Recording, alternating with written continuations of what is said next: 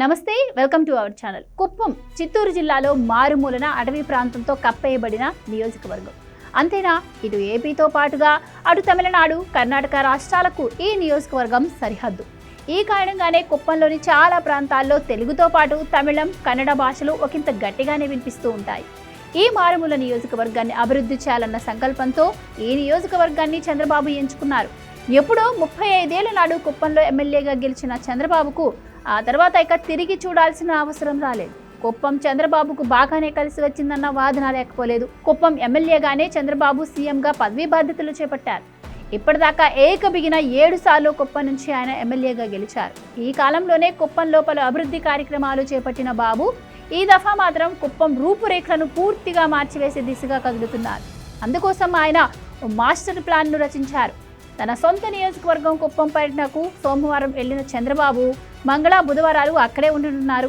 ఈ సందర్భంగా తాను రచించిన మాస్టర్ ప్లాన్లో పలు కీలక అంశాలకు ఆయన బీజం వేయనున్నారు. నియోజకవర్గంలోని ప్రతి ఇంటికి సోలార్ పవర్ను అందించే దిశగా ఓ బృహత్ కార్యక్రమానికి చంద్రబాబు శ్రీకారం చుట్టారు. అంతేకాకుండా నియోజకవర్గంలో పాడి పరిశ్రమకు పెద్దపీట వేయడంలో భాగంగా నియోజకవర్గంలో 2 మిల్క్ డైరీలను ప్రారంభించే దిశగా చంద్రబాబు చర్యలు తీసుకుంటున్నారు. ఇక కుప్పం పరిధిలోని ఏ ఒక్క యువతలో ఒక్కరు కూడా నిరుద్యోగి అన్న మాటే వినిపించకుండా చర్యలు చేపడుతున్నారు. ఇందులో భాగంగా నియోజకవర్గ పరిధిలో 3 లక్షల మందికి ఉపాధి అవకాశాలు కల్పించాలని ఆయన లక్ష్యంగా పెట్టుకున్నారు.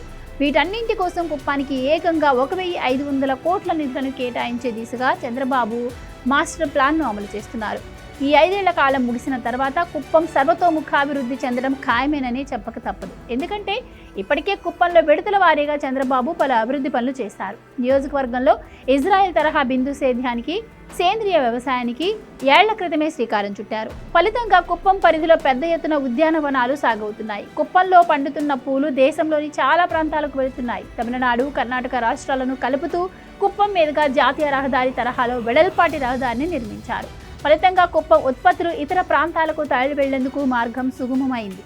ఇక కుప్పంలోనే ద్రవిడ వర్సిటీని ఏర్పాటు చేసిన బాబు ప్రైవేటు రంగాన్ని ప్రోత్సహించడం ద్వారా పిఈఎస్ సంస్థ ఆధ్వర్యంలో సూపర్ స్పెషాలిటీ వైద్యం కుప్పం ప్రజలకు అందేలా చేశారు. ఇప్పటిదాకా ఒక్కొక్కటిగానే అభివృద్ధి చేసుకుంటూ వచ్చిన బాబు ఇప్పుడు కుప్పం రూపురేఖలను మార్చేసే ప్లాన్ను బయటకు తీయడం కుప్పం ప్రజలను మరింత ముగ్ధులను చేస్తోంది.